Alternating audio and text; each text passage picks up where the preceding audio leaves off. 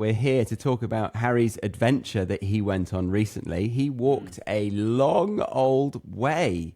He did the, well, you can say it better. What did you do, Harry? I did the Camino de Santiago. The Camino de Santiago. I don't know how to say it. Like, should I say it in a Spanish way or in a British way? Well, you know, I like to say Santiago. Santiago. Yeah, so I did the Camino de Santiago, which is a pilgrimage in Spain that probably hundreds of thousands of people do every year, maybe more. And I did one particular stretch of that from Portugal with my friend Dima, an ex-student of ours. And it was an absolutely fabulous experience. I did that a couple of weeks ago over the course of about 6 days. Fantastic. Yeah. Did you say how many kilometres you walked just then? Oh, I didn't even say, did I? No, so it's to qualify as a 1 Camino. mile. Yeah, in order to actually qualify as a Camino and get your certificate, you have to do over 100 kilometres. So we did 125 kilometres. Why did you do the extra 25? Good question. It's just that's just the Camino. The Camino that we did is from Tui, like on the border with Portugal, to Santiago de Compostela. And that's just, and you do it in 6 stages. There are 6 individual walks that you'll do, 6 stops, and that's just it. You could start from Porriño, which is about 100 kilometers away, and do it from there. So you have to do over 100k, and then you get your Compostela. But this Camino tends to start on the border with Portugal, so they call it the Portuguese way, El Camino Portugués. El Camino Portugués. Okay, nice. Well, congratulations. So did you get a certificate? I got a certificate, yeah. I have it here. So it's in this nice little tube.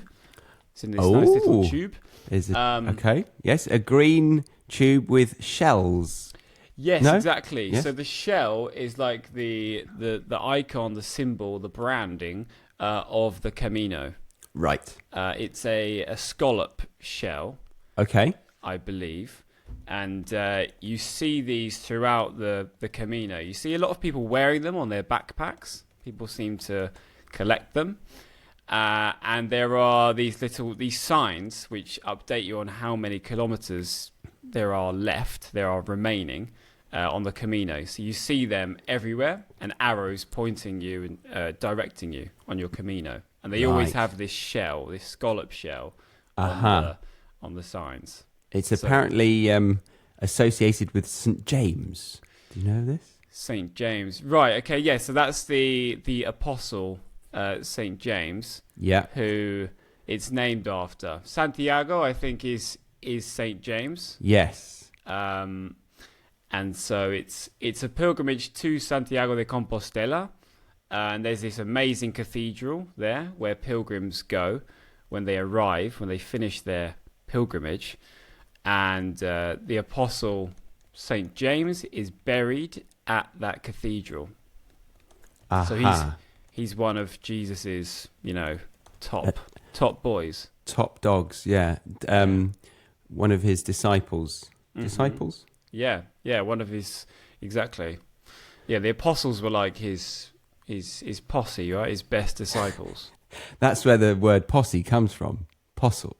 Yeah, it might Apostles. Actually. It might actually. Yeah, but crazy that his remains are actually in this cathedral. Yeah. Someone that was, tight with Jesus. Right, okay. Just Googled. So St. James the Greater was the son of Zebedee and the brother of John the Apostle. Oh, brother of John the Apostle. Oh. No. St. James, one of Jesus' apostles, whose remains are said to be buried in Santiago de Compostela. Yeah. Okay, so he was, but another one of his brothers just happened to be an apostle too. Maybe. Yeah. Yeah, fair Have enough. you met my mate? Have you met my brother? He's really good. He really likes you, Jesus. You're right, Jesus. Yeah. No, he's great. Can he come along? Oh God, is Does James coming? Yes, Does he but drink? Does he like wine? he's not going to kiss me on the cheek, is he? No, No. none of that. None of that, Jesus. No. Yeah. Okay, so you did that. Was it at all to do with religious reasons that you walked it? Not really, to be honest. But it definitely, I definitely thought about it, and I'm open to different spiritual, practices and religion. I think it's all good. But for me, it was more the physical challenge of it. I wanted to test myself and have an adventure, really, because it really is an adventure. You're walking to different places every day. You've got a new goal every day of how many kilometers you need to do. Yeah. And it's very satisfying getting there. So it wasn't so much for the spiritual side of it, but I think that's always there. That's always an